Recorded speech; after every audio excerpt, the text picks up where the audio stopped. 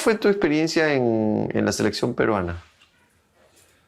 Mira, yo hasta ahora con los jugadores fue muy buena y aún ahora, después de años, cuando me he encontrado con algunos de ellos han sido muy afectuosos conmigo, ¿no? Ah, qué bueno. Bueno, eso es mérito tuyo, justamente esa capacidad empática de conexión, de abrazar con la palabra y conectar con ellos y la ayuda que les has brindado, ¿no? Fue muy bonita, sí, la verdad que fue muy, muy buena. Yo no sé si tú recuerdas, en esa época en la selección sub-23 habían aparecido las historias clínicas en un periódico, O sea, si me acuerdo la anécdota, sí, ¿no? lamentablemente. ¿Cómo llegaron ahí? No tengo ni idea, pero llegaron ahí. Y además con información muy confidencial de los jugadores, ¿no? Entonces, yo llegaba a la selección, a mí no me conocían los jugadores, no tenían ni idea de quién era yo, y lo que pasa, creo, por mi gusto deportivo, el fútbol, siempre me han gustado los retos, ¿no? Entonces, bueno, si estaba la situación así, bueno, el reto era lograr la confianza Que con confíen, ellos. ¿no? ¿Ah? Qué difícil para que confíen, ¿no? Uy, olvídate, tenía que ir con pinza, Porque ¿no? ese es uno de ahí nace, bueno, tiene que ver que no solo acá, sino en el mundo, hay un dicho, ¿no? Que dice que el psicólogo es chismoso en el deporte. Es un dicho. ¿Sí? Claro, pues. Y cómo llegan los informes Bueno. que no necesariamente pueden ser por responsabilidad del psicólogo. Si se lo entregó al dirigente y el dirigente no Así sabe es, qué hizo, así es. de esa anécdota que siempre me acuerdo, nunca entró informes escritos. No, exactamente, Porque eso que yo no entregaba algún nada. presidente me dijo, oye, quiero informe. Y yo le digo, no te lo puedo explicar, pero no, tú me vas a garantizar que eso no llega a la prensa. O por último, ese presidente hoy día está, mañana sale, entra otro. ¿No sabes en qué manos puede caer ese informe? Y yo lo que siempre les digo es, yo estoy para ayudar, no para hacer daño, le puedo perjudicar. ¿Qué vas a hacer con esa información? Entonces es muy delicado, ¿no? Sí, pues. Ahora, yo tuve una gran ventaja, ¿no? Yo no conocía a Juan Carlos Solitas y tuve la oportunidad de conocer una excelente persona. Él era muy sintónico conmigo, me apoyaba. Y estaba Titín Drago, con el que había jugado inmensa cantidad de partidos. Él era de mi colegio, 2 promociones después que yo. Ya. Habíamos jugado unos partidazos porque su promoción y mi promoción teníamos buenos equipos, ¿no? Ya. Entonces habíamos jugado harto entre nosotros y teníamos aprecio. Entonces eso facilitó muchísimo las cosas conmigo, ¿no? El profesor Popoy no lo conocía, no me conocía. El grupo, la comisión de la selección fue sintónica conmigo, me dejaron trabajar, lo que yo podía hacer. Lo que podía hacer porque todo era muy rápido. Esto fue entre mayo y septiembre. Ese fue todo el trabajo que hice. En mayo nos fuimos a Arequipa a adaptarnos para Cuenca. Uh-huh. Entonces eso fue el mayor tiempo que estuve con los jugadores, con ellos, fui conociéndolos, fui acercándome a ellos, unos más, Claro. respetando los tiempos de ellos, conociendo quién necesitaba qué cosa, ¿no? Que ellos también puedan como chequearme, pues, ¿no? Porque también te van midiendo ahí. Claro, que me midan a ver si podían confiar o no. Claro. ¿No? Varios de ellos habían estado en la selección anterior, entonces Sí. Era lo esperable, por supuesto, ¿no? Y fui acercándome, hicimos dinámica, juegos, cosas, preparamos el trabajo de Cuenca, el primer partido contra Brasil, que lo empatamos. Nadie daba un centavo por nosotros, ¿no? Como equipo, y campeonamos, salimos primero en el grupo, ¿no? Fue un gran paso. De ahí hubo todo porque de ir de Cuenca a Quito significó ir en el avión. Primero teníamos que llevar al equipo brasilero a la costa, porque ellos jugaban en Guayaquil, y subir al equipo mexicano con nosotros para volver a subir a Quito, ¿no? Entonces no podíamos estar mucho tiempo en abajo porque se perdía toda la preparación. La ropa del equipo tuvo que ir por tierra porque por el peso el avión no despegaba. Entonces, con todas estas cosas, se demoró la primera noche que llegamos a Quito y tuvimos que ir a entrenar los jugadores con lo que tenían. Tuvimos que ir a la cancha porque no había llegado los uniformes, por todas estas dificultades que te cuento, ¿no?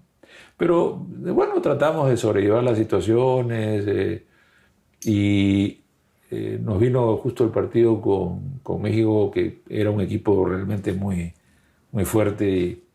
Aunque creo que en buen momento le hicimos una buena pelea y que el marcador pudo ser distinto, pero todavía era un equipo en formación. Bueno, lo mío era solamente para la eliminatoria, ¿no? O sea, querían un poquito, ya, pero eso ha sido unos meses nomás. Sí, sí. Y yo también sentí que lo que pasa es que eso es dentro de la selección. En el ambiente externo hubo en algunos una actitud crítica, incluso por ahí se cuestionaba cuánto había ganado yo, la típica... Ya. Pero es interesante para las nuevas generaciones, ¿no? Ya yo quiero el deporte, pero eso es parte de... ¿Qué dicen los periodistas? ¿Qué no dicen? Si criticas, si no criticas. Si tú crees que tu sueldo va a quedar en el anonimato, es poco probable que pase en el fútbol. Sí, pues, y lo que tienen que entender es que, y era lo que menos me pagaban, yo creo que he sido uno de los menos pagados de todo el equipo. Me imagino, ¿no? También como me enseñaste, la pita se rompe por el lado más débil. Sí, siempre. Tanto es así que en medio de la competencia, como nos ganó Argentina y nos ganó Colombia, me redujeron el sueldo a la mitad. Entonces, claro, en ese momento yo pensé, si yo renuncio, el problema va a ser yo, no va a ser la selección. Entonces me tuve que morder la lengua, seguir apoyando al equipo y trabajar con las condiciones. Y que no había contrato, no había nada. No había contrato. Yo de buena fe. Claro. También tengo esa parte ilusa, ingenua, ¿no? De querer hacer cosas por el deporte, por el país. También me acompañan, desgraciadamente. No, yo sé, yo he aprendido mucho de tus historias más bien para cuidarme. Y aún así, igual, te sorprenden, esta no me la esperaba. Sí, tengo un hermano que me decía, pues, ¿cuánto hubiese dado tú por ser el arquero de la selección? Pues como yo tapaba, y claro, imagínate cuánto hubiese querido, ¿no? Pero como no ha sido el arquero de la selección, ahora eres el psicólogo de la selección.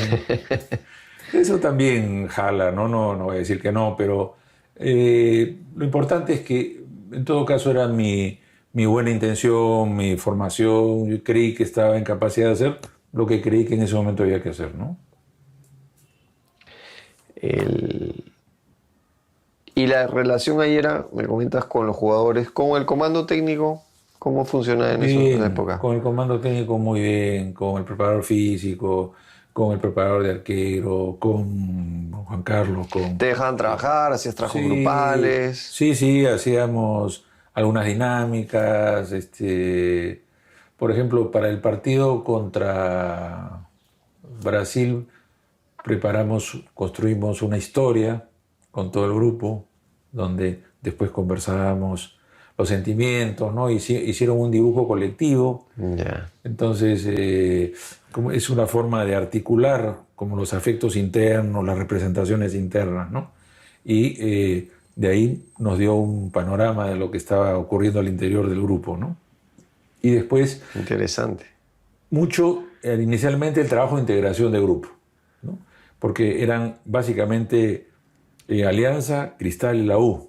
Yeah. Entonces había el Sport Boys, estaba Germán Carti y no me acuerdo por ahí que algún otro equipo, ¿no? Pero básicamente la idea es que esos tres equipos que eran los que disputaban pues los primeros puestos, en este caso trabajen juntos, ¿no? Entonces era armar un grupo integrado y apuntamos mucho en esa línea durante las primeras etapas.